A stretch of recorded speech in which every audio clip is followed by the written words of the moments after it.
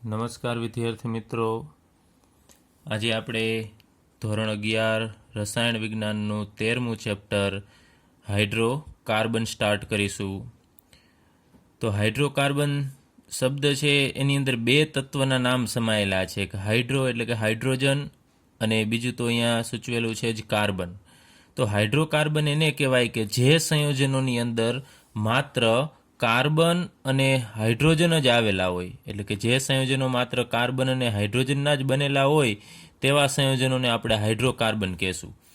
જેના ઉદાહરણ લઈએ તો CH4 એટલે કે મિથેન. તો મિથેનની અંદર તમે જુઓ છો માત્ર કાર્બન અને હાઇડ્રોજન જ છે.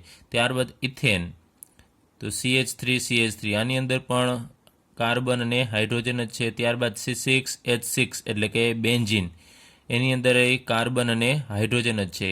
આ ઉપરાંત આપણે પેટ્રોલિયમની વાત કરીએ તો પેટ્રોલિયમ જે પૃથ્વીના પોપડામાં નીચે હોય છે એને બહાર કાઢી અને એનું વિભાગીય નિસ્યંદન કરીએ આપણે તો આપણને એમાંથી જુદી જુદી વસ્તુ મળશે, જેમ કે પેટ્રોલ, ડીઝલ, કેરોસીન, આ બધી વસ્તુ મળે છે. આ ઉપરાંત બીજા અમુક વાયુઓ જેને આપણે LPG, આ બધાને ખ્યાલ જ હશે. LPG એટલે લિક્વિફાઈડ પેટ્રોલિયમ ગેસ, એટલે કે પ્રવાહીકૃત પેટ્રોલિયમ વાયુ.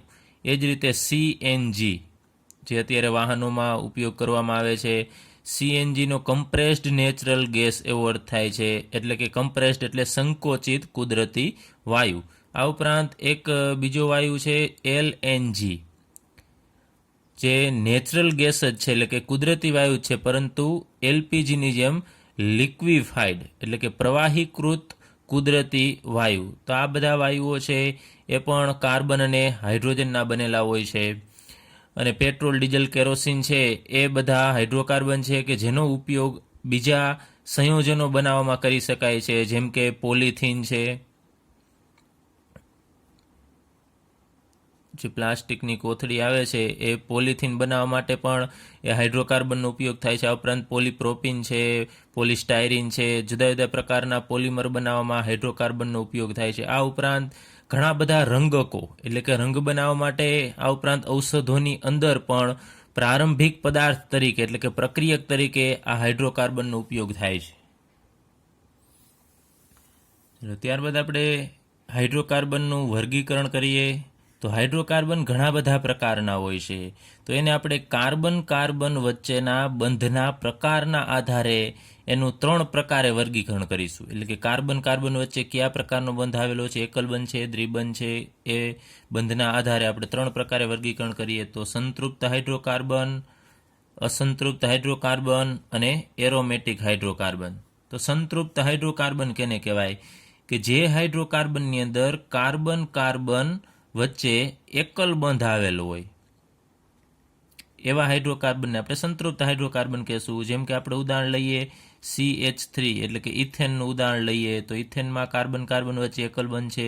એ જ રીતે આપણે એના પછી પ્રોપેન, બ્યુટેન કોઈ પણ લઈએ, CH3, CH2, CH2, CH3. માનો કે આ ઉદાહરણ આપણે લીધેલું છે બ્યુટેનનું, એમાં પણ તમે જુઓ છો દરેક કાર્બન વચ્ચે અહીંયા એકલ બંધ આવેલો છે.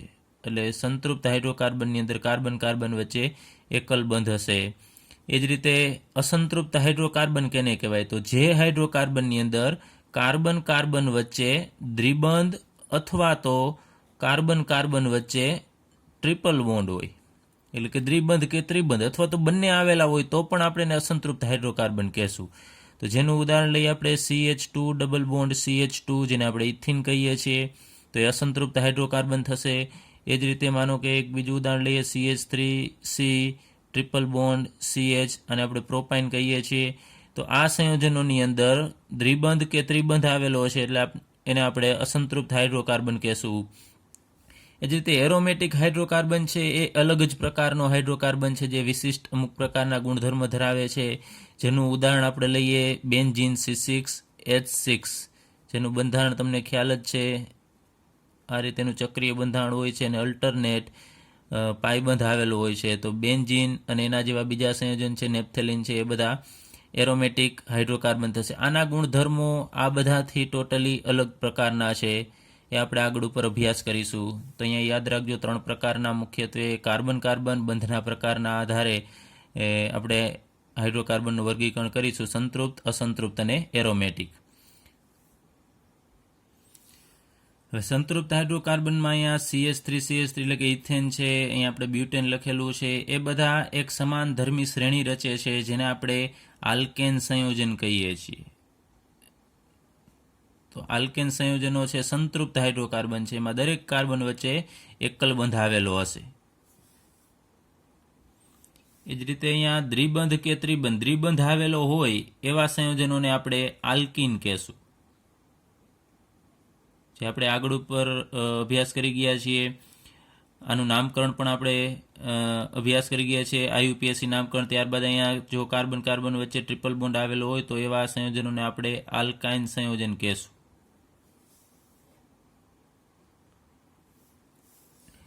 તો આલ્કેન સંયોજનોનો આપણે ટૂંકમાં અભ્યાસ કરીએ. તો આલ્કેન સંયોજનો કેને કહેવાય? તો કાર્બન કાર્બન એકલ બંધ ધરાવતા સંતૃપ્ત અને મુક્ત શૃંખલાવાળા હાઇડ્રોકાર્બન સંયોજનો છે એને આપણે આલ્કેન સંયોજનો કહેશું. એકલ બંધ આવેલો હોવો જોઈએ, સંતૃપ્ત. હવે બધા જ બંધ એકલ બંધ હોય એટલે આપણે એને સંતૃપ્ત હાઇડ્રોકાર્બન કહેશું, કારણ કે એમાં એક પણ પાઈ બંધ હોવો જોઈએ નહીં. અને મુક્ત શૃંખલાવાળું બંધારણ, માનો કે આપણે ઉદાહરણ તરીકે અત્યારે એક સૌપ્રથમ CH4 લઈએ તો મિથેન, અને આપણે મિથેન કહીએ છીએ. અને મિથેન છે આલ્કેન એક શ્રેણી છે, સમાન ધર્મી શ્રેણી, કે જેના ગુણધર્મ સમાન હશે. તો મિથેન છે એ આલ્કેન શ્રેણીનું પ્રથમ સભ્ય છે. ત્યારબાદ મિથેન પછી આવશે ઇથેન CH3, ત્યારબાદ પ્રોપેન CH3, CH2, CH3, ત્યારબાદ બ્યુટેન, પેન્ટેન, હેક્ઝેન, હેપ્ટેન. તો આ બધા સંયોજનો છે એની અંદર તમે જુઓ છો કાર્બન કાર્બન વચ્ચે એકલ બંધ છે, સંતૃપ્ત છે. એટલે કે સંતૃપ્ત કેને કહેશું? ફરીથી એકલ બંધ આવેલા હોય બધા જ એકલ બંધ એને સંતૃપ્ત કહેશું, કારણ કે એની અંદર બીજો પદાર્થ આપણે ઉમેરી ન શકાય. સંતૃપ્તનો અર્થ થશે ધરાયેલું, આપણે બીજી ભાષામાં કહીએ તો એની અંદર બીજું આપણે ઉમેરી નહીં શકીએ, એટલે કે યોગશીલ પ્રક્રિયા નથી થતી. એ આપણે આગળ ઉપર અભ્યાસ કરીશું કે એને યોગશીલ પ્રક્રિયા કહેવાય. તો આ બધા સંયોજનો છે એ આલ્કેન સંયોજનો છે. અને આની અંદર મુખ્યત્વે દરેક કાર્બન છે એની અંદર સંકરણ કયું થશે? તો sp3 સંકરણ થતું હશે. અને sp3 સંકરણ થતું હોય તો એનો આકાર છે એ સમચતુષ્ફલકીય હશે. તો એનું આપણે બંધારણ દોરીએ તો અહીંયા માનો કે સૌપ્રથમ આપણે CH4 મિથેનનો આકાર દર્શાવીએ તો અહીંયા કાર્બન સાથે હાઇડ્રોજન જોડાયેલા હશે, સમચતુષ્ફલકીય ગોઠવણી ધરાવતા હશે. તો આ આકાર છે સમચતુષ્ફલકીય આકાર થશે. એમાં 4 ફલક હશે. એમાં કોઈ પણ બંધ કોણ આપણે લઈ લઈએ HCH અથવા તો અહીંયાથી HCH 109.5 ડિગ્રીનો હોય છે. અહીંયા આલ્કેન સંયોજનો છે એ સામાન્ય રીતે કોઈ પણ એસિડ, બેઝ કે અન્ય પ્રકારના પ્રક્રિયકો સાથે સામાન્ય રીતે પ્રક્રિયા કરતા નથી. એટલા માટે એનું નામ છે એ પહેલાં અગાઉ પેરાફિન આપવામાં આવતું, જેનો અર્થ થતો ઓછું સક્રિય એવું. હવે અહીંયા જે આપણે આલ્કેન સંયોજનો લીધા છે એના ઘણા બધા એની અંદર હાઇડ્રોજન આવેલા હશે. માનો કે મિથેન છે તો મિથેનમાં 4 હાઇડ્રોજન છે. તો એ 4 હાઇડ્રોજનમાંથી આપણે કોઈ પણ એક હાઇડ્રોજન કાઢી નાખીને એની જગ્યાએ કોઈ પણ બીજો સમૂહ અથવા તો પરમાણુ છે જોડી દઈએ તો એમાંથી આપણને અસંખ્ય પ્રકારના સંયોજનો મળે. જેમ કે હાઇડ્રોજનને કાઢી નાખીને એની જગ્યાએ આપણે માનો કે ક્લોરીન છે એડ કરી દઈએ તો આપણને અહીંયા CH3 અને હાઇડ્રોજનની જગ્યાએ Cl એટલે કે CH3, અને ટૂંકમાં આમ લખી શકાય CH3Cl એટલે કે ક્લોરોમિથેન મળશે.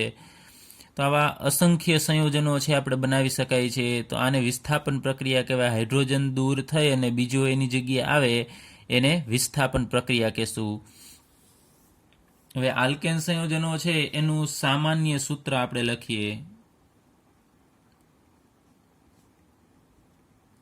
કે CnH2n+2 છે, કે જ્યાં n બરાબર કાર્બનની સંખ્યા. જો અહીંયા આપણે 1 મૂકીએ તો અહીંયા 1 મૂકવાનું થશે, તો અહીંયા 2 ગુણ્યા 1 એટલે 2 અને 2 4. તો અહીંયા 1 જો આપણે કાર્બન લઈએ તો હાઇડ્રોજન કેટલા થશે? 4 થશે, એટલે કે એ આપણને મિથેન મળશે. ત્યારબાદ ઇથેનમાં 2 કાર્બન છે તો અહીંયા આપણે 2 મૂકીએ તો C2, તો હાઇડ્રોજન કેટલા થશે?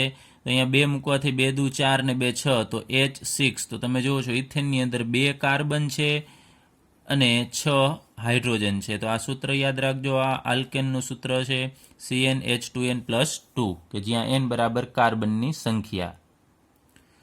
ત્યારબાદ બીજા કોઈ પણ સંયોજન છે, જેમ કે ઇથેન છે, તો એમાં કાર્બન કાર્બન બંધ લંબાઈ કેટલી હોય?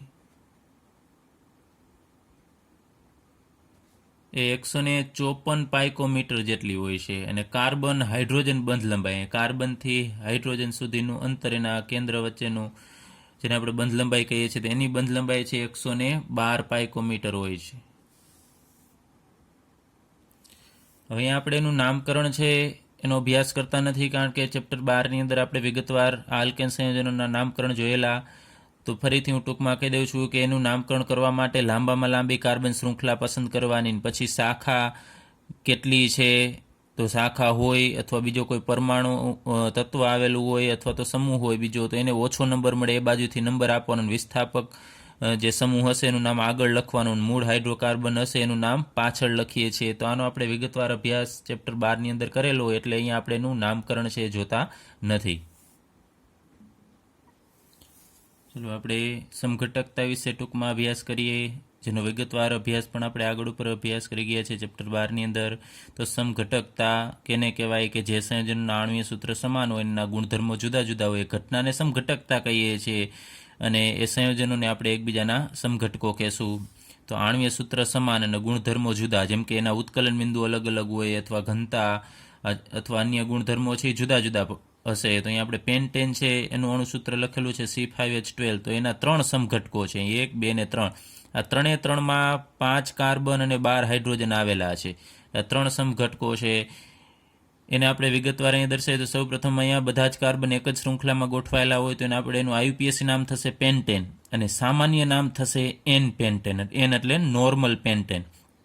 તેને વિગતવાર દર્શાવવું હોય તો અહીંયા કાર્બન છે એની સાથે 3 હાઇડ્રોજન છે, તો આ રીતે દર્શાવવા. ત્યારબાદ CH2, તો અહીંયા કાર્બન સાથે 2 હાઇડ્રોજન, તો એક ઉપર અને એક નીચે. તો દરેક CH2માં એક ઉપર એક નીચે દર્શાવો. અને અહીંયા CH3 છે, તો એક ઉપર નીચે ને એક આ બાજુ હાઇડ્રોજન. તો અહીંયા તમે જુઓ છો કે દરેક કાર્બન છે એની સંયોજકતા 4 પૂર્ણ થાય છે, એટલે કે કાર્બન 4 બંધ બનાવે, એ 5 બંધ ક્યારે બનાવતો નથી અહીંયા. અને બીજું કે દરેક કાર્બન વચ્ચે સિંગલ બોન્ડ આવેલો છે, એકલ બંધ આવેલો છે, એટલે આલ્કેન સંયોજન છે. ત્યારબાદ અહીંયા આપણે જોઈએ તો એક શાખા પડે છે, તેનું IUPAC નામ થશે 1, 2 ઉપર મિથાઇલ છે 2 મિથાઇલ બ્યુટેન, જેનું સામાન્ય નામ થાય છે આઇસોપેન્ટેન. ત્યારબાદ અહીંયા 1, 2 બીજા કાર્બન ઉપર 2 મિથાઇલ સમૂહ છે, એટલે 2, 2 ડાયમિથાઇલ, અને 3 કાર્બન આ જનક શૃંખલા થશે, એનું નામ થશે પ્રોપેન, અને એનું સામાન્ય નામ થાય છે નિયોપેન્ટેન. તો આ દરેકના ઉત્કલન બિંદુ અહીંયા મેં લખેલા છે. આ પેન્ટેનનું ઉત્કલન બિંદુ 309 કેલ્વિન છે, આઇસોપેન્ટેનનું 301 કેલ્વિન, અને નિયોપેન્ટેનનું 282.5 કેલ્વિન છે. તો સમઘટકો છે એના આણ્વીય સૂત્ર સમાન હશે, પરંતુ ગુણધર્મો છે એના અલગ અલગ હશે.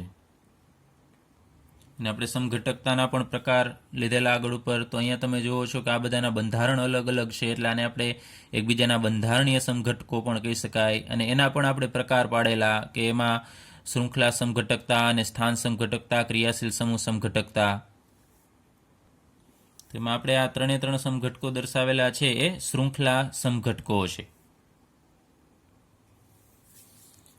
ચાલો ત્યારબાદ કાર્બન પરમાણુનું વર્ગીકરણ. તો કાર્બનનું પણ વર્ગીકરણ કરવામાં આવે છે. કઈ રીતે? તો કાર્બન છે એની સાથે બીજા કેટલા કાર્બન પરમાણુ જોડાયેલા છે એના આધારે આપણે કાર્બનનું વર્ગીકરણ 4 પ્રકારમાં કરીશું: પ્રાથમિક કાર્બન, દ્વિતીયક કાર્બન, તૃતીયક કાર્બન અને ચતુર્થક કાર્બન. તો પ્રાથમિક કાર્બન કેને કહેવાય? કે જે કાર્બન બીજા એક જ કાર્બન સાથે જોડાયેલો હોય. તો તમે અહીંયા જુઓ છો કે આ કાર્બનની આપણે વાત કરીએ તો આ કાર્બન બીજા એક જ કાર્બન સાથે જોડાયેલો છે, તો આ કાર્બનને પ્રાથમિક કાર્બન કહેશું. એ જ રીતે આ કાર્બન વિશે આપણે વાત કરીએ તો અહીંયા કાર્બન છે એ પણ બીજા એક જ કાર્બન સાથે જોડાયેલો છે, તો આ કાર્બનને પણ આપણે પ્રાથમિક કાર્બન કહેશું.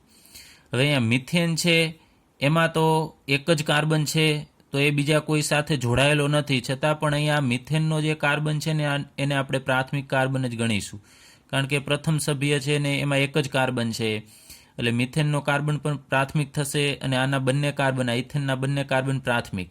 હવે દ્વિતીયક કાર્બન કેને કહેવાય? તો જે કાર્બન બીજા 2 કાર્બન સાથે જોડાયેલો હોય. તો અહીં આપણે આ કાર્બન વિશે વાત કરીએ તો આ કાર્બન બીજા 2 કાર્બન સાથે જોડાયેલો છે, એક આ બાજુના કાર્બન સાથે અને એક આ બાજુના કાર્બન સાથે. તો આ કાર્બનને આપણે દ્વિતીયક કાર્બન કહેશું. અને આ કાર્બન છે એને પાછા દ્વિતીયક ન કહી શકાય, કારણ એ તો પ્રાથમિક થશે, કારણ કે આ કાર્બન છે એ બીજા એક જ સાથે જોડાયેલો છે. આ પ્રાથમિક કાર્બન અને આ પણ પ્રાથમિક કાર્બન થશે. ત્યારબાદ તૃતીયક કાર્બન કેને કહેવાય કે જે કાર્બન પરમાણુ બીજા 3 કાર્બન સાથે જોડાયેલો હોય, 1, 2 અને 3, આ 3 સાથે આ કાર્બન જોડાયેલો છે, તો આ કાર્બનને આપણે તૃતીયક કાર્બન કહેશું. જ્યારે આ 3 કાર્બન છે એ પ્રાથમિક કાર્બન થશે, કારણ કે એ બધા એક જ સાથે જોડાયેલા છે. ત્યારબાદ ચતુર્થક કાર્બન કેને કહેવાય તો જે કાર્બન બીજા 4 કાર્બન પરમાણુ સાથે જોડાયેલો હોય. તો અહીંયા વચ્ચે રહેલો કાર્બન બીજા 4 કાર્બન સાથે જોડાયેલો છે, તો આ કાર્બનને આપણે ચતુર્થક કાર્બન કહેશું. એક બીજું છે હાઇડ્રોજન, પણ એના પણ પ્રકાર પાડી શકાય કે પ્રાથમિક કાર્બન સાથે જે હાઇડ્રોજન જોડાયેલા હોય ને એને પ્રાથમિક હાઇડ્રોજન પણ કહી શકાય. તો અહીંયા પ્રાથમિક કાર્બન છે એની સાથે જોડાયેલા હાઇડ્રોજન છે એને આપણે પ્રાથમિક હાઇડ્રોજન કહી શકાય. પછી દ્વિતીયક કાર્બન સાથે જે હાઇડ્રોજન જોડાયેલા છે એને આપણે દ્વિતીયક હાઇડ્રોજન કહી શકાય. તૃતીયક કાર્બન સાથે જોડાયેલા હાઇડ્રોજનને તૃતીયક હાઇડ્રોજન કહી શકાય. પરંતુ યાદ રાખજો, ચતુર્થક હાઇડ્રોજન હોતા નથી, કારણ કે ચતુર્થક કાર્બન એને જ કહેવાય કે એની સાથે 4 કાર્બન જોડાયેલા હોય, તો પછી એની એક પણ સંયોજકતા ખાલી રહેશે નહીં, એટલે ત્યાં હાઇડ્રોજન હશે જ નહીં, કેમ કે હાઇડ્રોજન હોય તો પછી એ ચતુર્થક કાર્બન ન કહેવાય.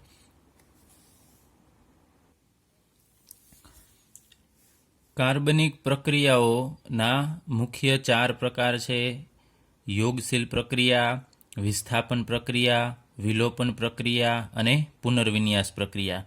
તો આ 4 પ્રક્રિયા છે, એના નામ ખાસ યાદ રાખજો. આગળ ઉપર આપણે વિગતવાર આ પ્રક્રિયાનો અભ્યાસ કરીશું કે કઈ પ્રક્રિયાને યોગશીલ પ્રક્રિયા કહેવાય, કે વિસ્થાપન કહેવાય.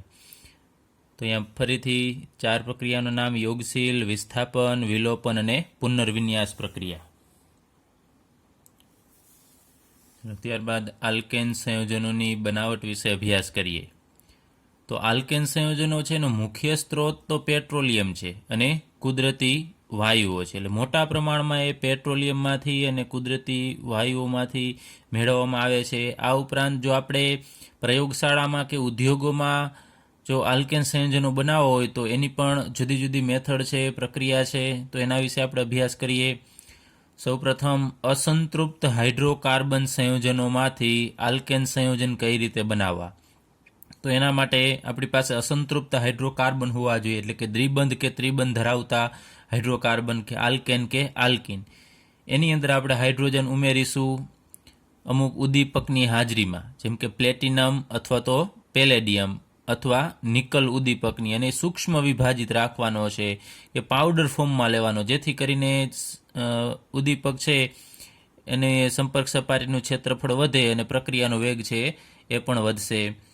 તો આ પ્રક્રિયાને આપણે હાઇડ્રોજનીકરણ કહેશું, કારણ કે હાઇડ્રોજનનો ઉમેરો કરવો છે. તો આપણે ડાયરેક્ટ પ્રક્રિયા જ લઈએ. અસંતૃપ્ત હાઇડ્રોકાર્બન સૌપ્રથમ લઈએ. અહીંયા CH2 ડબલ બોન્ડ CH2 એટલે કે ઇથિન, આ અસંતૃપ્ત હાઇડ્રોકાર્બન છે. એની અંદર આપણે હાઇડ્રોજનનો ઉમેરો કરવો છે, એટલે કે H2 ઉમેરવો છે. કેની હાજરીમાં? તો પ્લેટિનમ અથવા પેલેડિયમ અથવા તો નિકલ ઉદ્દીપક, 3માંથી કોઈ પણ એક લઈ શકાય. હવે અહીંયા એવું થાય છે કે પ્લેટિનમ, પેલેડિયમ અથવા નિકલનું કામ શું છે કે હાઇડ્રોજન જે અણુ સ્વરૂપે છે એને વિભાજિત કરશે. જેમ કે આપણે લઈએ, માનો કે આ પ્લેટિનમનો ટુકડો છે PT, તો એની સપાટી ઉપર પહેલાં હાઇડ્રોજન, એનું હું આમ દર્શાવું છું HH, કે જેની વચ્ચે સિંગલ બોન્ડ હશે, આ હાઇડ્રોજનનો અણુ છે. તો એના ઉપર એનું અધિશોષણ થશે. એની સપાટી ઉપર જ્યારે હાઇડ્રોજન આવશે ત્યારે પ્લેટિનમ શું કરશે? આ બંધ છે એને સક્રિય બનાવશે, એટલે કે તોડશે આ બંધને. આ બંધ તૂટશે એટલે એમાંથી હાઇડ્રોજન છે એ અલગ પડશે, અને એ હાઇડ્રોજન છે એ અહીંયા પ્રક્રિયામાં વપરાશે. તો અહીંયા ઇથિનમાં જે પાઈ બંધ હશે એ તૂટશે. અહીંયાથી માનો કે આ ઉપલો સિગ્મા બંધ આપણે ગણીએ, માનો કે આ નીચલો છે પાઈ બંધ છે, તો આ પાઈ બંધ તૂટશે. પાઈ બંધ તૂટે એટલે બંનેની એક એક સંયોજકતા ઘટશે. તો 2 હાઇડ્રોજન છે જે આપણે કીધું પ્લેટિનિયમ, બંને એ હાઇડ્રોજનના અણુને સક્રિય કરશે અને એનો બંધ છે તોડશે. તો બંને હાઇડ્રોજન જે છૂટા પડશે એમાંથી એક હાઇડ્રોજન આ કાર્બન ઉપર એડ થશે અને બીજું હાઇડ્રોજન છે આ કાર્બન ઉપર એડ થશે. તો અહીંયા CH2 હતા એમાંથી બનશે CH3, અને ડબલ બોન્ડમાંથી સિંગલ બોન્ડ, અને અહીંયા CH2માં એક હાઇડ્રોજન ઉમેરાવાથી બનશે CH3. તો હવે આ સંયોજનનું નામ થશે ઇથેન. તો આ ઇથેન છે એ આલ્કેન છે, કારણ કે એમાં કાર્બન કાર્બન વચ્ચે સિંગલ બોન્ડ આવેલો છે. તો આ પ્રક્રિયા કે જેમાં આપણે ઇથિનની અંદર હાઇડ્રોજનનો ઉમેરણ કરીએ છીએ, હાઇડ્રોજનનું કેની હાજરીમાં, પીટી, પીડી અથવા તો એનઆઈની હાજરીમાં, એ પ્રક્રિયાને આપણે હાઇડ્રોજનીકરણ કહેશું. એટલે કે હાઇડ્રોજન દાખલ કરવાની પ્રક્રિયાને હાઇડ્રોજનીકરણ કહેવામાં આવે છે. હવે અહીંયા તમે જોવો છો કે આ ઇથિન છે એની અંદર હાઇડ્રોજનનો આખો અણુ છે ઉમેરાઈ જાય છે, બીજું કંઈ છૂટું પડતું નથી. ફરીથી ઇથિન છે એની અંદર હાઇડ્રોજનનો અણુ આખો ઉમેરાઈ જાય છે. તો એ ઉમેરાવાની પ્રક્રિયાને કાંઈ બીજું છૂટું પડતું હોવું જોઈએ નહીં, માત્ર બધી વસ્તુ ઉમેરાઈ જશે, એ પ્રક્રિયાને આપણે યોગશીલ પ્રક્રિયા કહેશું. આગળ ઉપર આપણે કાર્બનિક પ્રક્રિયાના પ્રકાર 4 જોયા, એમાંની એક પ્રક્રિયા યોગશીલ પ્રક્રિયા. તો આ પ્રક્રિયા થાય છે યોગશીલ થશે. યોગશીલ પ્રક્રિયા માટે પાયબંધ હોવો જરૂરી છે. પાયબંધ તૂટશે તો જ એની એક સંયોજકતા ખાલી પડશે અને એની એ કાર્બન સાથે હાઇડ્રોજન જોડાશે. સંતૃપ્ત હાઇડ્રોકાર્બન હોય, હવે આની અંદર આપણે હાઇડ્રોજન ઉમેરવું હોય તો યોગશીલ પ્રક્રિયાની મદદથી ઉમેરાય નહીં, કારણ કે પહેલેથી એ જોડાયેલા જ છે હાઇડ્રોજન, અને આ બંધ તૂટશે તો આખું સંયોજન છે એ તૂટી જશે, એના 2 ભાગ થશે. હવે આ પ્રક્રિયા છે એ જો પ્લેટિનમ અથવા પેલેડિયમની હાજરીમાં કરવામાં આવે ને તો એ ઓરડાના તાપમાને જ આ હાઇડ્રોજન છે એને ઉદ્દીપિત કરશે. ઓરડાના તાપમાને. પરંતુ જો નિકલ ઉદ્દીપક લેવામાં આવે તો ઊંચા તાપમાનની જરૂર પડશે. ઊંચું તાપમાન અને ઊંચા દબાણે પ્રક્રિયા કરવી પડે. ખાસ યાદ રાખજો, જો અહીંયા તો આપણે એવી કંઈ દર્શાવવાની જરૂર નથી, પરંતુ બધું આપણે સાથે જ દર્શાવેલું છે. પરંતુ જો પીટી કે પીડી લેવામાં આવે તો કાંઈ ગરમ કરવાની જરૂર નથી. ઓરડાનું તાપમાન એટલે કે નોર્મલ જે ટેમ્પરેચર હોય એ તાપમાને પ્રક્રિયા આપશે. અને નિકલ ઉદ્દીપક જો લેવામાં આવે તો ઊંચું તાપમાન અને ઊંચું દબાણ રાખવું પડશે. ચાલો ત્યારબાદ આપણે બીજું ઉદાહરણ લઈએ ઇથિન. પછી આપણે પ્રોપિનનું ઉદાહરણ લઈએ. CH3 CH double bond CH2. એની અંદર આપણે હાઇડ્રોજન ઉમેરવો છે. આમાંથી કોઈ પણ એક ઉદ્દીપક લઈ, પીટી, પીડી અથવા તો એનઆઈ. ઉદ્દીપકનું કામ શું છે? ઉદ્દીપક કેને કહેવાય? તો જે પ્રક્રિયાનો વેગ વધારે અને પ્રક્રિયામાં વપરાય નહીં, પ્રક્રિયાના અંતે પાછો મળી જાય. માનો કે આપણે 1 ગ્રામ પ્લેટિનમ લીધેલો હોય આ પ્રક્રિયામાં, તો પ્રક્રિયા પૂરી થશે તો પ્રક્રિયાના અંતે ફરીથી આપણને 1 ગ્રામ પ્લેટિનમ પાછો મળી જશે. એ કોઈ સાથે પ્રક્રિયા કરતો નથી, માત્ર પ્રક્રિયાનો વેગ વધારશે. જેમ કે હાઇડ્રોજન છે એને સક્રિય કરે છે, એના બંધ તોડવામાં મદદ કરે છે, પણ પ્લેટિનમ મૂળ અવસ્થામાં જેવો હતો એવો ને એવો પ્લેટિનમ છે એ આપણને પાછો મળશે. એ પદાર્થને આપણે ઉદ્દીપક કહેશું. અને પ્રક્રિયાનો વેગ ઘણો બધો વધારે છે, હજારો ગણો વેગ છે એ વધારે છે. તો ત્યારબાદ અહીંયા આપણે આ સંયોજન લીધેલું છે એને આપણે પ્રોપિન કહેશું. એમાં પણ હાઇડ્રોજન છે એના એ બંધ તૂટશે, વચ્ચેથી 2 હાઇડ્રોજન અલગ પડશે. તો અહીંયાથી એક પાય બંધ તૂટે. પાય બંધ તૂટે એટલે બંનેની એક સંયોજકતા ઘટશે. અહીંયા બંનેની 4 સંયોજકતા એટલે કે 4 બંધ બનાવેલા હોય. એક બંધ તોડશું એટલે હવે બંનેના 3 બંધ થશે. તેમાંથી 2 હાઇડ્રોજનમાંથી એક હાઇડ્રોજન આ કાર્બન ઉપર એડ થશે, એક હાઇડ્રોજન આ કાર્બન ઉપર. તો અહીંયા આપણને CH3, અહીંયા CH હતું એની જગ્યાએ મળશે CH2. ડબલ બોન્ડ હતા એની જગ્યાએ સિંગલ બોન્ડ, અને CH2 છે એની અંદર એક હાઇડ્રોજન ઉમેરાઈ જશે એટલે CH3 મળશે. તો આ સંયોજનનું નામ થશે પ્રોપેન. તો આને પણ આપણે આલ્કેન કહીએ છીએ, કારણ કે દરેકમાં કાર્બન કાર્બન વચ્ચે સિંગલ બોન્ડ છે. તો આ બંને ઉદાહરણ છે આપણે જે શરૂઆતમાં લીધેલા ઇથિન, પ્રોપિન, એ આલ્કિનના ઉદાહરણ છે. હવે આપણે ત્રિબંધનું કોઈ પણ ઉદાહરણ લઈએ. CH3C triple bond CH. તો આને આપણે પ્રોપાઇન કહેશું. એની અંદર આપણે હાઇડ્રોજન ઉમેરવો છે. અત્યારે હું 1 મોલ જ હાઇડ્રોજન લઉં છું. ઉદ્દીપક તરીકે પ્લેટિનમ, પેલેડિયમ અથવા તો નિકલ ઉદ્દીપક લેવાનો છે. તો હાઇડ્રોજન છે આની અંદર એડ થશે. તો અત્યારે અહીંયા તમે જુઓ છો 2 પાય બંધ છે. યાદ રાખજો, જો એકલ બંધ હોય તો એ સિગ્મા બંધ જ હોય. જો દ્વિબંધ હોય, અહીંયા તમે જુઓ છો દ્વિબંધ, તો એમાંથી એક સિગ્મા હોય અને એક પાય બંધ હોય. અને જો 3 બંધ હોય તો 3માં સિગ્મા તો એક જ હોય. એટલે યાદ રાખજો, ગમે તેટલા બંધ હોય, 2 કે 3 કે 1, એમાંથી એક સિગ્મા હોય ને બાકીના જે હોય એ બધા પાય બંધ હશે. તો આમાં 2 પાય બંધ હોય અને એક સિગ્મા બંધ હશે. તો પાય બંધ જ તૂટશે આ પ્રક્રિયા દરમિયાન, સિગ્મા બંધ તૂટશે નહીં. તો અહીંયા અત્યારે આપણે એક અણુ આની અંદર ઉમેરવો છે એટલે એક બંધ તૂટશે તો અહીંયા એક હાઇડ્રોજન એડ થશે, એક હાઇડ્રોજન અહીંયા એડ થશે. તો આપણને CH3, અહીંયા CH 3 બંધ હતા, એમાંથી એક પાઈ બંધ તૂટે એટલે અહીંયા દ્વિબંધ મળે, અને અહીંયા CH માંથી CH2. તો આ સંયોજન મળ્યું એને આપણે શું કહેશું? અહીંયા નામ આપણે આપેલું આગળ ઉપર પ્રોપીન. પરંતુ તમે જુઓ છો કે જે આ સંયોજન છે એ આલ્કેન સંયોજન નથી, આ તો આલ્કીન છે, દ્વિબંધવાળું. તો હજુ અહીંયા મેં 2 સ્ટેપમાં પ્રક્રિયા દર્શાવેલી છે. ફરીથી આની અંદર આપણે હાઇડ્રોજન છે એડ કરીશું, H2, કેની હાજરીમાં? પ્લેટિનમ અથવા પેલેડિયમ અથવા તો નિકલ ઉદ્દીપકની હાજરીમાં. તો અહીંયા ફરીથી આ એક પાયબંધ તૂટશે, એટલે જે એટલા પાયબંધ હોય એ બધા તૂટી જશે અને હાઇડ્રોજનનું ઉમેરણ થશે. એક હાઇડ્રોજન આ જગ્યાએ અને એક હાઇડ્રોજન આ જગ્યાએ. તો અહીંયા આપણને CH3, CH માંથી CH2, અહીંયા ડબલ બોન્ડ છે એની જગ્યાએ સિંગલ બોન્ડ, અને CHમાં એક હાઇડ્રોજન ઉમેરાશે એટલે CH3 મળશે. તો આ સંયોજન મળશે ને આપણે પ્રોપેન કહેશું. તો અહીંયા તમે જુઓ છો કે આમાં એક પણ હવે દ્વિબંધ કે ત્રિબંધ નથી, તો આ સંયોજનને આપણે આલ્કેન સંયોજન કહેશું. અને તમે ટૂંકમાં એક જ સ્ટેપમાં લખી શકો છો. તો ડાયરેક્ટલી અહીંયા 2 મોલ H2 દર્શાવશો તો ડાયરેક્ટ તમારે છેલ્લે આ નિપજ લખવાની થશે. ત્યારબાદ આલ્કાઇલ હેલાઇડ સંયોજનોમાંથી આલ્કેન સંયોજનની બનાવટનો અભ્યાસ કરીએ. તો શરૂઆતમાં આપણે પ્રક્રિયક તરીકે આલ્કાઇલ હેલાઇડ લેવું પડશે. જેમ કે આપણે અહીંયા લીધેલું છે CH3Cl, એમાં CH3 છે એ આલ્કાઇલ ભાગ થશે. મિથાઇલ, ઇથાઇલ કોઈ પણ હોય ને આપણે આલ્કાઇલ કહેશું, અને અહીંયા હેલોજન હોય એને આપણે હેલાઇડ કહીએ છીએ. તો CH3Cl એ આલ્કાઇલ હેલાઇડ થશે. એનું નામ છે ક્લોરોમિથેન, IUPAC નામ છે, અને સામાન્ય નામ થશે મિથાઇલ, અને Cl એટલે ક્લોરાઇડ. તો એની પ્રક્રિયા આપણે કરવાની છે. આલ્કાઇલ હેલાઇડની પ્રક્રિયા ઝીંક અને મંદ હાઇડ્રોક્લોરિક એસિડ સાથે. એટલે ખાસ ધ્યાન આપજો, અહીંયા પ્રક્રિયામાં શું થાય છે, આની પ્રક્રિયા આપણે Zn અને HCl સાથે કરવાની છે. તો અહીંયા HCl ની અંદર 2 વસ્તુ હોય, એક H+ હશે અને બીજો Cl- હશે. તો ઝીંક 2 ઇલેક્ટ્રોન ગુમાવે. ખાસ ધ્યાન આપજો, ઝીંક છે એ 2 ઇલેક્ટ્રોન ગુમાવશે. એમાં H+ છે એની એ છૂટા પડે, HCl માંથી H+ છૂટો પડશે તો H+ 1 ઇલેક્ટ્રોન મેળવશે. એમ ઝીંક છે એ ટોટલ 2 ઇલેક્ટ્રોન ગુમાવે, તો 2 H+ છે એ 2 ઇલેક્ટ્રોન મેળવી અને 2 H બનાવશે, અને એ બંને H જોડાય અને H2 બનાવશે. તો અહીંયા પાછળ ઝીંકમાંથી બનશે Zn+, અને 2 અહીંયા ક્લોરીન એ જોડાય અને ZnCl2 આપશે. એટલે ZnCl2 ની અંદર યાદ રાખજો, ઝીંક ઉપર +2 વીજભાર હોય છે અને Cl ઉપર -1 વીજભાર હશે.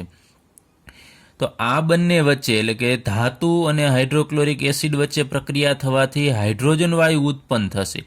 એ હાઇડ્રોજન વાયુ આપણે અહીંયા દર્શાવેલો છે, અલગથી હાઇડ્રોજન વાયુ લીધેલો નથી.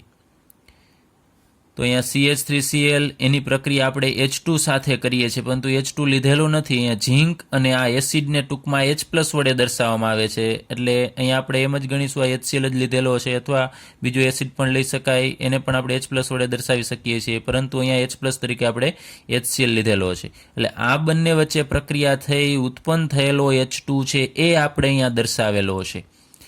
તો હવે અહીંયા થશે એવું કે 2 હાઇડ્રોજન છે એની વચ્ચેનો બંધ તૂટશે. આપણે વાત કરીએ એમ હાઇડ્રોજનને આપણે આમ દર્શાવીએ છીએ H આની વચ્ચેનો બંધ તૂટશે, એટલે 2 હાઇડ્રોજન અલગ પડશે. એમાં એક જે ક્લોરોમિથેન છે એમાં કાર્બન અને આ હેલોજન વચ્ચેનો આ બંધ પણ તૂટશે. આ સિગ્મા બંધ છે એ તૂટે છે, આમાં કોઈ પાઈ બંધ નથી. તો અહીંયાથી ક્લોરીન છે એ નીકળી જશે અને એની જગ્યાએ 2 હાઇડ્રોજન છે એમાંથી એક હાઇડ્રોજન છે એ અહીંયા ક્લોરીનની જગ્યાએ જોડાઈ જશે. તો અહીંયા ક્લોરીનની જગ્યાએ એક હાઇડ્રોજન આવશે તો 3 હાઇડ્રોજન તો હતા જ, અને અહીંયા એક હાઇડ્રોજન આવશે એટલે 4 હાઇડ્રોજન થશે, એટલે CH4 જેને આપણે મિથેન કહીએ છીએ. અને બીજું અહીંયાથી છૂટો પડેલો હાઇડ્રોજન, અહીંયા એક હાઇડ્રોજન વધશે, એની સાથે જોડાઈ અને HCl બનાવશે, હાઇડ્રોક્લોરિક એસિડ આપે છે. તો આ પ્રક્રિયા છે ને આપણે વિસ્થાપન પ્રક્રિયા કહીએ છીએ. વિસ્થાપન એટલે કે બીજાનું સ્થાન છે એની જગ્યાએ કોઈ સમૂહ કે પરમાણુ કે તત્વ જે હોય તે જોડાઈ જશે, એટલે એકની જગ્યાએ બીજો જોડાઈ જાય એવી પ્રક્રિયાને આપણે વિસ્થાપન પ્રક્રિયા કહેશું. અહીંયા તમે જુઓ છો કે ક્લોરીન નીકળી જાય છે ને એની જગ્યાએ હાઇડ્રોજન જોડાય છે, તો એને આપણે વિસ્થાપન પ્રક્રિયાની યોગશીલ પ્રક્રિયા આપણે અભ્યાસ કર્યો, એમાં કોઈ દૂર નથી થતું. એની અંદર બધું ઉમેરાતું હતું. જ્યારે અહીંયા વિસ્થાપન પ્રક્રિયામાં હંમેશા આપણને અહીંયા 2 નિપજ મળતી હોય છે, બીજી વસ્તુ મળે જ. યોગશીલમાં તમે જો આગળ ઉપર જોજો તો એમાં કોઈ બીજી વસ્તુ છે છૂટી પડતી નથી. તો ક્લોરોમિથેનની પ્રક્રિયા ઝીંક અને હાઇડ્રોક્લોરિક એસિડ સાથે કરીશું એટલે આપણને હાઇડ્રોકાર્બન આલ્કેન સંયોજન મળશે મિથેન. એટલે એ જ રીતે આપણે બીજું ઉદાહરણ લઈએ C2H5Cl એટલે કે ક્લોરોઇથેન. તો ક્લોરોઇથેનની પ્રક્રિયા આપણે Zn અને H+ સાથે કરીશું એટલે એમાંથી આ H2 બનશે. એ મેં અહીંયા દર્શાવેલો છે. તો અહીંયા H2 છે અને મેં અલગ રીતે દર્શાવેલો છે બંને હાઇડ્રોજનને. એમાં વચ્ચેનો આ બંધ તૂટશે અને અહીંયાથી આ બંધ તૂટશે કાર્બન અને ક્લોરિન વચ્ચેનો. તો અહીંયાથી ક્લોરિન છે એ નીકળી જશે અને એની જગ્યાએ 2માંથી કોઈ પણ એક હાઇડ્રોજન છે એ ક્લોરિનની સાથે ક્લોરિનની જગ્યાએ જોડાઈ જશે. તો C2H5 અને એક હાઇડ્રોજન આવશે એટલે C2H6 થશે અને અહીંયાનો ક્લોરિન આ હાઇડ્રોજન સાથે જોડાય અને HCl આપશે. તો આ આલ્કેનનું નામ છે ઇથેન. એટલે એ જ રીતે 1-ક્લોરોપ્રોપેન, એ પહેલા નંબરના કાર્બન ઉપર ક્લોરિન જોડાયેલો છે. એની પ્રક્રિયા પણ Zn અને HCl સાથે કરીશું એટલે H2 ઉત્પન્ન થશે. તો અહીંયાથી આ બંધ તૂટશે અને અહીંયાથી આ બંધ તૂટશે. અહીંયાથી ક્લોરિન નીકળી જશે અને એની જગ્યાએ આ હાઇડ્રોજન જોડાઈ જશે. તો આપણને નિપજ મળશે CH3, CH2 અને અહીંયા CH2ની જગ્યાએ હવે CH3 થશે અને આ Cl અને H જોડાય અને HCl આપશે. એટલે કે આ જે આપણને આલ્કેન સંયોજન મળે છે એનું નામ થશે પ્રોપેન. ચલો ત્યારબાદ આપણે આલ્કાઇલ હેલાઇડની પ્રક્રિયા સોડિયમ સાથે શુષ્ક ઇથરની હાજરીમાં કરી અને આલ્કેન સંયોજન છે મેળવીએ અને એ પ્રક્રિયાને આપણે વુડ્સ પ્રક્રિયા કહેશું. તો અહીંયા હું આલ્કાઇલ હેલાઇડ તરીકે લઉં છું CH3Br. હવે દ્રાવણની અંદર તો ઘણા બધા આ CH3Br ના અણુ હશે. એમાંથી અહીંયા આપણે આ એક અણુ ટોટલ 2 અણુ લઉં છું એના CH3Br. ચલો આને મેં વિરુદ્ધ દિશામાં દર્શાવેલો છે આમ CH3Br અને એની પ્રક્રિયા આપણે કરવાની થશે સોડિયમ સાથે Na. એના આપણે 2 મોલ લઈએ, 2 મોલ સોડિયમ ધાતુ અને અહીંયા આપણે લીધેલું છે એનું નામ થશે બ્રોમોમિથેન. એના ટૂંકમાં અહીંયા 2 મોલ લીધેલા છે આપણે અને આ બધું જે આપણે લેશું એ દ્રાવણ હશે એની અંદર જે દ્રાવક તરીકે શુષ્ક ઇથર લેવાનો છે. શુષ્ક ઇથર એટલે કે ભેજ વગરનો ઇથર. એની અંદર પાણીનું પ્રમાણ હોવું જોઈએ નહીં, કારણ કે હોય તો સોડિયમ છે એ આની સાથે પ્રક્રિયા કરવાની જગ્યાએ પાણી સાથે પ્રક્રિયા કરી અને વિસ્ફોટક પ્રક્રિયા આપે છે. એટલે અહીંયા શુષ્ક ઇથર લેવામાં આવે છે અને ઇથર છે દ્રાવક તરીકે લેશું કે આ બધું એની અંદર ઓગળી જશે.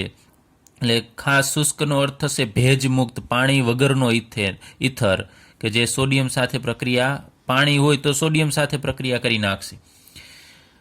હવે અહીંયા પ્રક્રિયા કેવી થાય છે એ આપણે લઈએ તો અહીંયા સોડિયમ આ બ્રોમિન સાથે જોડાશે. તો અહીંયાથી એક Na અને અહીંયાથી એક Br એ જોડાય અને આપણને NaBr આપશે, સોડિયમ બ્રોમાઇડ. એવા અહીંયા 2 સોડિયમ છે તો એક અહીંયાથી સોડિયમ અને એક આ બાજુનો બ્રોમિન એટલે ટોટલી અહીંયાથી હું બોક્સ કરું છું આટલી વસ્તુ છૂટી પડશે. આ બંધ તૂટશે CH3 અને Br વચ્ચેનો અને અહીંયા 2 સોડિયમ અને 2 બ્રોમિન છે તો આપણને ટોટલી 2 મોલ NaBr મળશે. તો અહીંયા પાછળ તમે જોવો છો માત્ર આ બાજુના અહીંયા બ્રોમોમિથેનની અંદર ખાલી મિથાઇલ સમૂહ અને આ બાજુએ પણ મિથાઇલ સમૂહ જ બાકી રહેશે. તો એ બંને મિથાઇલ સમૂહ છે એ એકબીજા સાથે જોડાઈ જશે એટલે CH3 મળશે, જેને આપણે કહીએ છીએ ઇથેન. તો અહીંયા બ્રોમોમિથેનની અંદર એક જ કાર્બન હતો, જ્યારે અહીંયા નિપજની અંદર 2 કાર્બન મળે છે. તો બેકી સંખ્યામાં કાર્બન ધરાવતો જો આપણે આલ્કેન બનાવવો હોય તો વુડ્સ પ્રક્રિયાની મદદથી બનાવી શકીશું.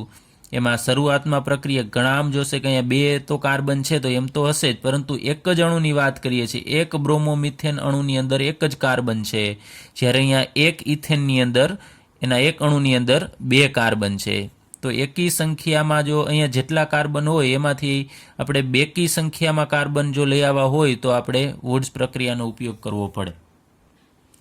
એટલે અહીંયા આપણે જે 2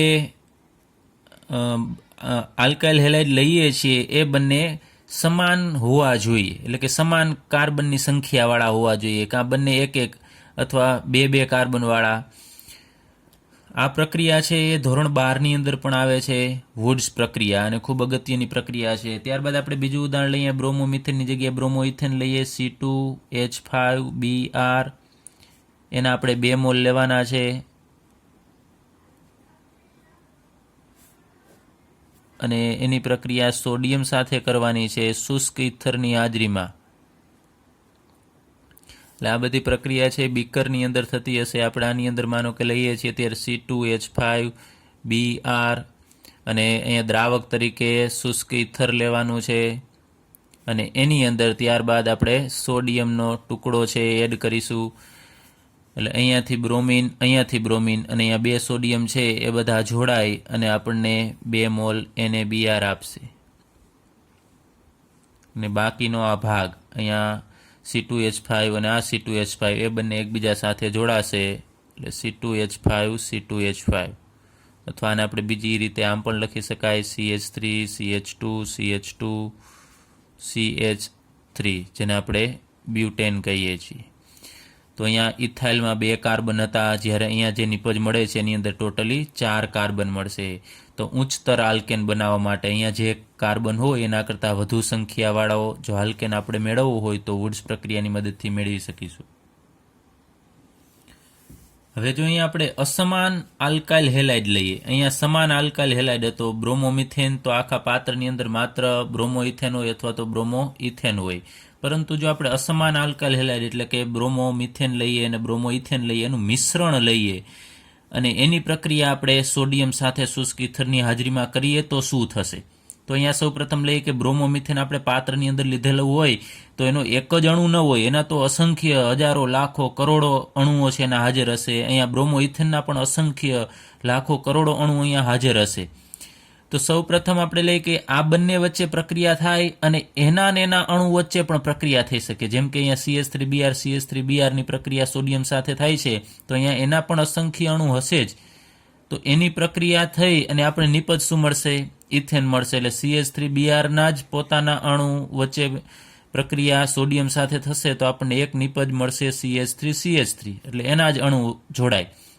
ત્યારબાદ આ બ્રોમો ઇથેનના અણુ જોડાશે તો આવી પ્રક્રિયા થશે, સોડિયમ સાથે પ્રક્રિયા થઈ અને આપણે નિપજ મળશે બીજી ડબલ કાર્બનવાળી, એટલે 2 કાર્બન છે તો 4 કાર્બનવાળી નિપજ બ્યુટેન મળે છે. અને ત્રીજી નિપજ કે આ બંને એકબીજા સાથે પ્રક્રિયા કરે, અહીંયાથી બ્રોમિન, અહીંયાથી બ્રોમિન, અને માનો કે અહીંયા આપણે 2 મોલ Na લઈએ તો 2 NaBr છે એ છૂટા પડશે. ચલો, તો અહીંયાથી આ CH3 અને આ ભાગ એ બંને એકબીજા સાથે જોડાશે, એટલે અહીંયા CH3, ત્યારબાદ CH2, CH3. તો અહીંયા આપણને 3 નિપજ મળે છે, એટલે કે મિશ્રણ મળે છે, હાઇડ્રોકાર્બનનું મિશ્રણ મળે છે, જેને અલગ કરવું થોડું મુશ્કેલ છે. એટલા માટે અહીંયા જો આપણે શરૂઆતમાં એક જ પ્રકારનો આલ્કાઇલ હેલાઇડ લઈએ તો આપણને એક જ પ્રકારની નિપજ મળશે. ચલો, ત્યારબાદ કાર્બોક્સિલિક એસિડ સંયોજનોમાંથી આલ્કેન સંયોજનોની બનાવટ. અહીંયા કાર્બોક્સિલિક એસિડ તરીકે આપણે એસિટિક એસિડ લીધેલો છે CH3COOH, એનું IUPAC નામ થશે ઇથેનોઇક એસિડ. તો આ એસિડની પ્રક્રિયા આપણે આ બેઝ સાથે કરવાની છે. સોડિયમ હાઇડ્રોક્સાઇડ એ બેઝ છે, એમાં Na+ અને OH- હશે. તો અહીંયા કાર્બોક્સિલિક એસિડ છે એમાંથી પણ H+ છે છૂટો પડશે. તો અહીંયાથી H+ છૂટો પડે એટલે પાછળના ભાગ ઉપર માઇનસ વીજભાર આવે, COO-. તો અહીંયાથી H+ છે એ NaOH ના OH- સાથે જોડાશે. તો H+ અને OH- જોડાઈ અને H2O આપશે, એટલે કે પાણી દૂર થશે. તો અહીંયા રહેલો Na+ છે એ આ H+ ની જગ્યાએ જોડાઈ જશે, એટલે આપણને આપશે CH3COO. H+ દૂર થવાથી અહીંયા આપણને માઇનસ મળશે અને અહીંયા Na+ જ જોડાય છે, એટલે CH3COO- Na+, જેને આપણે કહીશું સોડિયમ ઇથેનોએટ અથવા સોડિયમ એસિટેટ. સોડિયમ એસિટેટ છે એનું સામાન્ય નામ છે, ને ઇથેનોએટ લખીએ તો એ IUPAC નામ થશે. હવે આપણે સોડિયમ એસિટેટ અથવા ઇથેનોએટ છે એની પ્રક્રિયા આગળ ઉપર NaOH અને CaO સાથે કરીએ.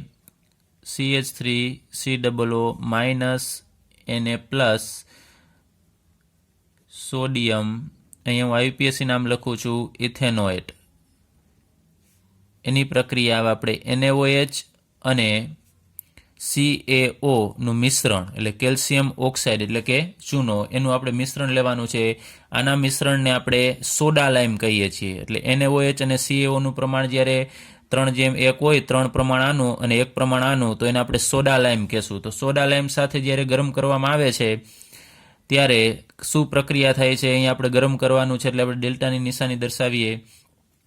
તો અહીંયાથી Na અને એક Na અહીંયાથી એટલે 2 Na એટલે અહીંયા આપણે દર્શાવીએ Na2. ત્યારબાદ અહીંયા જે પાછળનો એસિટેટ છે એમાંથી CO2 દૂર થશે એટલે કાર્બન ડાયોક્સાઇડ, અને એક ઓક્સિજન અહીંયાથી. આ હું તમને શોર્ટમાં પ્રક્રિયા સમજાવું છું, બાકી એની ક્રિયાવિધિ અલગથી હશે. અહીંયા હું તમને શોર્ટમાં કઈ રીતે નિપજ મળે છે એ સમજાવું છું. તો અહીંયાથી CO2 અને અહીંયાથી એક ઓક્સિજન એટલે CO3. ત્યારબાદ અહીંયા એક હાઇડ્રોજન વધશે. તમે જુઓ છો Na અને O તો અહીંયા જતો રહેશે, Na2CO3માં અહીંયા Na જાય છે, તો માત્ર અહીંયા એક હાઇડ્રોજન વધે છે. એ હાઇડ્રોજન છે એ આ CH3 સાથે જોડાઈ જશે એટલે અહીંયા આપણને મળશે CH4, જેને આપણે કહીએ છીએ મિથેન. તો અહીંયા સોડા લાઇમનું મિશ્રણ લેવું પડે, અને શરૂઆતમાં અહીંયા આપણને પ્રક્રિયા ડાયરેક્ટલી તમે આ સોડિયમ ઇથેનોએટ લઈને પણ કરી શકો છો. મેં અહીંયા તમને એક સ્ટેપ વધારે દર્શાવેલું છે કઈ રીતે સોડિયમ એસિટેટ અથવા ઇથેનોએટ છે બને છે. હવે આ પ્રક્રિયા દરમિયાન તમે જુઓ છો કે એસિટિક એસિડમાંથી અહીંયા CO2 દૂર થાય છે. CO2 એટલે કે કાર્બન ડાયોક્સાઇડ. તો આ પ્રક્રિયાને આપણે ડીકાર્બોક્સિલેશન પ્રક્રિયા કહીએ છીએ. ડીકાર્બોક્સિલેશનનો અર્થ થશે CO2 દૂર થવો. આમાંથી CO2 દૂર થાય છે. પછી ભલે નિપજ તરીકે આપણને CO3 મળતો હોય, આનો ઓક્સિજન આવે, પણ આમાંથી CO2 દૂર થાય છે એટલા માટે આ પ્રક્રિયાને આપણે ડીકાર્બોક્સિલેશન પ્રક્રિયા કહેશું. અને અહીંયા એક તમે બીજી વસ્તુ અહીંયા જોઈ શકો છો કે અહીંયા 2 કાર્બન છે. એસિટિક એસિડની અંદર 2 કાર્બન હતા, જ્યારે અહીંયા આપણને જે નિપજ મળે છે, જે આલ્કેન મળે છે, એની અંદર 1 કાર્બન છે. એટલે 1 કાર્બન ઓછો હોય એવી નિપજ મળશે, કારણ કે 1 કાર્બન અહીંયાથી દૂર થાય છે આ CO2 તરીકે, જે આમાં જતો રહેશે. એટલે જો આપણે અહીંયા આલ્કેન બનાવવું હોય, 1 કાર્બનવાળો બનાવવો હોય તો અહીંયા 2 કાર્બનવાળો કાર્બોક્સિલિક એસિડ લેવો પડે. અહીંયા જો 3 કાર્બનવાળો આપણે બનાવવો હોય તો અહીંયા 4 કાર્બનવાળો લેવો પડે. માનો કે આપણે બનાવવો છે અહીંયા CH3 CH2 CH3 એટલે કે પ્રોપેન બનાવવું છે, તો અહીંયા આપણે આ ભાગ તો લેવો જ પડશે. CH3 CH2 CH2 3 કાર્બન તો અહીંયા આવશે જ. આ ઉપરાંત કાર્બોક્સિલિક એસિડનો આપણે અહીંયા ક્ષાર લેવાનો થશે COO- અને Na+. એટલે અહીંયા ટોટલી 4 કાર્બન આવશે. COO ના ગણી લેશું એટલે 4 કાર્બન, અહીંયા એમાંથી નિપજ મળશે, એમાં 3 કાર્બન હશે. તો એની પ્રક્રિયા પણ આપણે NaOH અને CaO ના મિશ્રણ, જેને આપણે સોડા લાઇમ કહીએ છીએ, એની સાથે કરીશું. એટલે અહીંયાથી CO2 દૂર થશે, અહીંયાથી 2 Na એટલે Na2. ત્યારબાદ અહીંયાથી CO2 જે આમાંથી એક ઓક્સિજનને મેળવી અને CO3 બનાવશે, અને પાછળ ભાગ અહીંયા વધશે CH3 CH2 CH2, એમાં NaOH નો H છે એ આ જગ્યાએ જતો રહેશે અને CH2 માંથી અહીંયા CH3 આપશે. ત્યારબાદ કાર્બોક્સિલિક એસિડમાંથી જ આલ્કેન સંયોજન બનાવવાની બીજી પદ્ધતિ કોલ્બેની વિદ્યુત વિભાજન પદ્ધતિ, એટલે કે અહીંયા આપણે વિદ્યુત વિભાજન કરીશું. તો અહીંયા મેં એક કોષ દર્શાવેલો છે, એમાં આપણે જલીય CH3COO એને લેવાનો છે, એટલે કે સોડિયમ ઇથેનોએટ લેવાનો છે, અથવા તો અહીંયા સોડિયમની જગ્યાએ આપણે પોટેશિયમ પણ લઈ શકાય, પોટેશિયમ ઇથેનોએટ. એને અહીંયા એક પાત્રની અંદર ભરી એનું જલીય દ્રાવણ, એટલે કે આની અંદર હાજર હશે H2O પણ હાજર હશે, જલીય છે એટલે કે પાણીની અંદર ઓગાળવાનું છે. અહીંયા આપણે 2 વિદ્યુત ધ્રુવ ડૂબાડેલા છે. આ કેથોડ છે જેને આપણે માઇનસ વડે દર્શાવીએ છીએ, અને આ બાજુ એનોડ, અહીંયા પ્લસ. અહીંયા આપણે બેટરી લીધેલી છે અને એની અંદરથી આપણે વિદ્યુત પ્રવાહ પસાર કરીશું. તો એનોડ અને કેથોડ ઉપર આપણને જુદી જુદી નિપજ મળશે. એ આપણે અહીંયા શોર્ટમાં સમજીએ કઈ નિપજ મળે છે. તો અહીંયાથી CO2, જેમ આપણે આગળ ઉપર વાત કરીએ અહીંયાથી CO2 છે દૂર થાય છે, એમ અહીંયાથી આ 2 અણુ લીધેલા છે, 2 મોલ CH3COO Na એટલે સોડિયમ ઇથેનોઇડ. ફરીથી અહીંયા પોટેશિયમ પણ લઈ શકાય, તો એનું નામ થશે પોટેશિયમ ઇથેનોઇડ. તો અહીંયા 2 અણુ છે આના, તો એમાંથી 2 CO2 દૂર થશે, કાર્બન ડાયોક્સાઇડ. એવા 2 કાર્બન ડાયોક્સાઇડને આપણે અહીંયા દૂર કરીએ, 2 મોલ CO2. ત્યારબાદ અહીંયાથી આ બે CH3 છે એ એકબીજા સાથે જોડાઈ જશે. 2 મોલ છે, અલગ અલગ અણુ છે, તો એ બંનેમાં વધેલા CH3 છે એ જોડાય અને આપણને CH3 એટલે કે ઇથેન આપશે. ત્યારબાદ અહીંયા Na હજી બાકી છે, 2 અણુ છે તો 2 Na છે અને અહીંયા આ H2O ને આપણે આમ અલગ પાડીએ તો HOH. તો 2 અણુ છે, 2 મોલ હોય તો અહીંયા આપણે 2H અને 2OH દર્શાવી શકાય. તો અહીંયાથી Na પ્લસ અહીંયા આમ દર્શાવીએ H પ્લસ અને OH માઇનસ, તો અહીંયા ટોટલી 2 Na પ્લસ છે એ આ 2 OH માઇનસ સાથે જોડાય અને આપણને 2 મોલ NaOH આપશે. NaOH. ત્યારબાદ હવે બાકી શું વધશે તો અહીંયા 2H પ્લસ. જોજો ખાસ અહીંયા 2H પ્લસ છે બાકી છે, એ 2H પ્લસ અહીંયા COO માઇનસ ક્યાં ઇલેક્ટ્રોન છે એક, એમાં 2 અણુ છે એના 2 આયન થશે તો 2 ઇલેક્ટ્રોન, 2 ઇલેક્ટ્રોન આ 2H પ્લસને આપશે અને 2H પ્લસ માંથી 2H બનશે અને 2H જોડાય અને આપણને H2 આપશે. તો આટલી નીપજ મળે છે. ઇથેન મળશે, ત્યારબાદ કાર્બન ડાયોક્સાઇડ મળશે, H2 મળશે અને NaOH મળે છે. હવે આ બે જે નીપજ છે ઇથેન અને કાર્બન ડાયોક્સાઇડ, એ બે નીપજ છે એ એનોડ પર મળે છે. અહીંયા એનોડ ઉપર 2 વસ્તુ મળશે, એક હાઇડ્રોજન વાયુ CO2 વાયુ પણ મુક્ત થશે અને બીજો અહીંયા આ CH3 એટલે કે ઇથેન એ પણ વાયુ અવસ્થામાં જોઈએ છે, એટલે બંને અહીંયાથી પરપોટામ નીકળતા આપણને દેખાશે અને અહીંયા H2 ઉત્પન્ન થાય છે, એ H2 અહીંયા ઉત્પન્ન થશે, આ કેથોડ પાસે, આ વિદ્યુત ધ્રુવ પાસે ઉત્પન્ન થશે અને આ NaOH છે એ દ્રાવણમાં જ રહેશે. તો તમે જોઈ શકો છો કે NaOH દ્રાવણની અંદર બનતું જશે, એટલે દ્રાવણ છે એ બેઝિક બનતું જશે. પહેલા શરૂઆતમાં આપણે ક્યાંય બેઝ લીધેલો નથી, આ ક્ષાર છે ને આ પાણી છે, પરંતુ જેમ જેમ વિદ્યુત વિભાજન થતું જશે એમ દ્રાવણની અંદર વધુ ને વધુ NaOH ઉત્પન્ન થતો જશે, એ દ્રાવણમાં જ રહેશે અને એના કારણે દ્રાવણ છે એ બેઝિક થતું જશે. તો અહીંયા બેકી સંખ્યા ધરાવતો આપણને આલ્કેન મળશે હંમેશા. ચાલો હવે આ પ્રક્રિયા કઈ રીતે થાય છે આપણે ડિટેલમાં અભ્યાસ કરીએ, જેને આપણે એની ક્રિયાવિધિ કહેશું. એટલે આની ક્રિયાવિધિ લઈએ તો શરૂઆતમાં અહીંયા સોડિયમ ઇથેનોઇડ જે લીધેલો છે એનું કઈ રીતે વિભાજન થાય છે એ દર્શાવીએ તો CH3COO Na+, એ જલીય દ્રાવણની અંદર, પાણીની અંદર એ વિભાજન પામશે, બંને અલગ પડી જશે આયન CH3COO- અને Na+. તો અહીંયા Na+ અલગથી દર્શાવું છું અને CH3COO- ને આપણે વિસ્તારપૂર્વક લખીએ CH3C, અહીંયા દ્વિબંધ ઓક્સિજન અને અહીંયા O, જ્યાં માઇનસ છે અહીંયા ઓક્સિજન, આ ઓક્સિજન ઉપર 2 અબંધકારક હોય અને અહીંયા માઇનસ વીજભાર છે આ ઓક્સિજન ઉપર, તો ત્યાં 3 અબંધકારક ઇલેક્ટ્રોન હશે, યુગ્મ હશે અને એના ઉપર ઋણ વીજભાર હશે. હવે અહીંયા આપણે શરૂઆતમાં 2 મોલ લીધેલા છે, અહીંયા મેં એક જ મોલનું અહીંયા વિભાજન દર્શાવેલું છે, આને આપણે આયનીકરણ કહેશું. આને પાણીમાં ઉગાડવાથી આ 2 આયન મળશે, એટલે કે જલીય દ્રાવણની અંદર આ 2 આયનો છે દ્રાવણની અંદર હાજર હશે. તો અહીંયા આપણે 2 મોલ લઈએ તો અહીંયા આપણને 2 મોલ આ CH3COO- એટલે કે આનું નામ થશે એસિટેટ આયન અને 2 Na+ આયન મળશે. હવે આપણે એનોડ ઉપર કઈ પ્રક્રિયા થાય છે એ લઈએ. અહીંયા આ એનોડ છે એના ઉપર થતી પ્રક્રિયા, તો એનોડ ઉપર હંમેશા ઓક્સિડેશન થતું હોય છે. તો ઓક્સિડેશન કેને કહેવાય?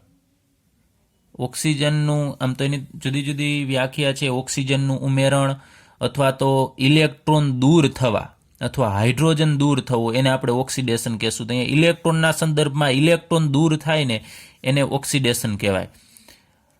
અહીંયા દ્રાવણની અંદર CH3COO- છે જ, આ બધી જગ્યાએ અહીંયા હાજર હશે.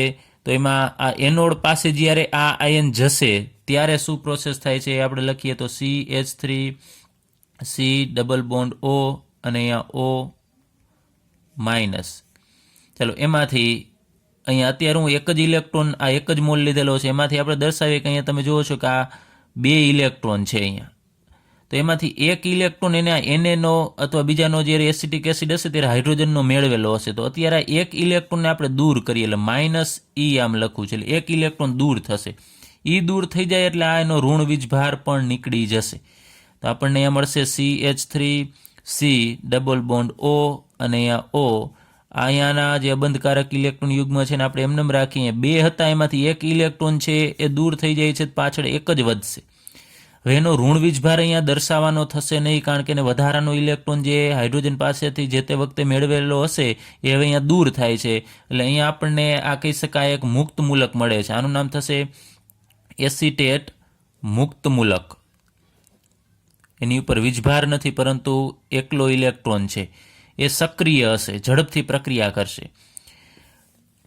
અત્યારે પછી આપણે 2 મોલ લેશું, અત્યારે 1 મોલની મદદથી સમજીએ. હવે અહીંયા આગળ ઉપર શું થશે, આ ખૂબ જ સક્રિય હોય છે મુક્ત મૂલક, એટલે અહીંયાથી આ બંધ છે એમાં 2 ઇલેક્ટ્રોન, દરેક બંધની અંદર 2 ઇલેક્ટ્રોન હશે. એમાં આ ઇલેક્ટ્રોન આ કાર્બનનો હશે અને આ ઇલેક્ટ્રોન છે આ CH3નો હશે. તો અહીંયાથી આ એક ઇલેક્ટ્રોન છે એ અહીંયા આ કાર્બન છે મેળવી લેશે પોતાનો, અને આ ઇલેક્ટ્રોન છે એ આ કાર્બન મેળવી લેશે. તો અહીંયાથી સમવિભાજન થશે ટૂંકમાં, એટલે CH3 મુક્ત મૂલક મળશે. આ એક ઇલેક્ટ્રોન એના ઉપર દર્શાવી દેવાનો છે. ત્યારબાદ અહીંયા આ ઇલેક્ટ્રોન જે કાર્બને મેળવો છે એ હું દર્શાવું છું. ચાલો અહીંયા દ્વિબંધ ઓક્સિજન, આ ઇલેક્ટ્રોન છે એને હું અત્યારે અહીંયા દર્શાવી દઉં છું. અને ઓક્સિજન પાસે જે એકલો ઇલેક્ટ્રોન છે અહીંયા તમે જુઓ છો એ અહીંયા જશે. એટલે આ એક ઇલેક્ટ્રોન આ કાર્બનનો અને આ ઇલેક્ટ્રોન છે એ ઓક્સિજનનો, એને આપણે અહીંયા દર્શાવી દઈએ. અને અહીંયા 2 અબંધકારક ઇલેક્ટ્રોન યુગ્મને આપણે એમને દર્શાવીએ તો આ બંને ઇલેક્ટ્રોન એકબીજા સાથે જોડાઈને અહીંયા બંધ બનાવશે. તો અહીંયા તમે જુઓ છો CO2 બનાવે છે, કાર્બન ડાયોક્સાઇડ, જેને મેં વિસ્તારપૂર્વક લખેલો છે. આમ તો એનું બંધારણ સ્ટ્રેઇટ હશે, પણ મેં અહીંયા તમને સમજાવવા માટે આ રીતે દર્શાવેલું છે. એટલે આ CO2 બને છે. હવે અહીંયા આપણે ટોટલી 2 મોલ લઈએ, અહીંયા 2 મોલ એસિટેટ આયન, તો અહીંયા 2 ઇલેક્ટ્રોન દૂર થાય, તો અહીંયા આપણને 2 મોલ એસિટેટ મુક્ત મૂલક મળે. 2 મોલ લઈએ તો અહીંયા 2 મોલ આ મિથાઇલ મુક્ત મૂલક મળશે,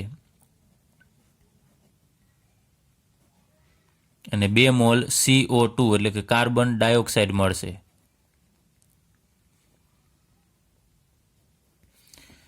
ત્યારબાદ હવે જે મુક્ત મૂલક હોય એ ખૂબ જ અસ્થાયી હોય, ઝડપથી બીજા સાથે પ્રક્રિયા કરશે, ખૂબ સક્રિય હોય. તો અહીંયા 2 CH3 મુક્ત મૂલક છે એ એકબીજા સાથે જોડાઈ જશે. એટલે ત્રીજી સ્ટેપ આપણે લખીએ, અહીંયા CH3 ને આપણે આમ દર્શાવીએ, આ મુક્ત મૂલક એટલે આ CH3 ઉપર એકલો ઇલેક્ટ્રોન અને બીજો આ CH3 મુક્ત મૂલક, એ બંને એકબીજા સાથે જોડાશે, બંને એક એક ઇલેક્ટ્રોનની ભાગીદારી કરશે. એટલે અહીંયા CH3 તો બંનેના એક એક ઇલેક્ટ્રોન ભેગા મળી અને અહીંયા બંધનું નિર્માણ કરશે. અને હવે આ જે સંયોજન મળશે ને આપણે ઇથેન કહેશું. તો આખી પ્રોસેસ થાય છે એ એનોડ પર થાય છે.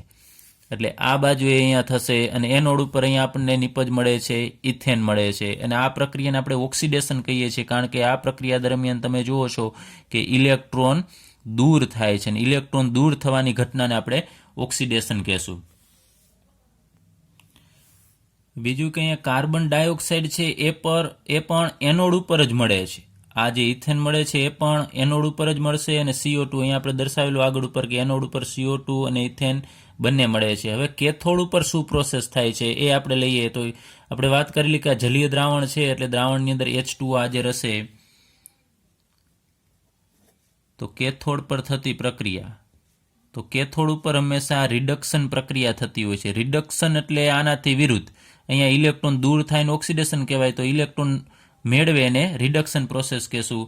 તો અહીંયા પાણી છે એ અહીંયા આ એનોડ પાસે જશે, એના કોન્ટેક્ટમાં તો પાણી અહીંયા હશે જ.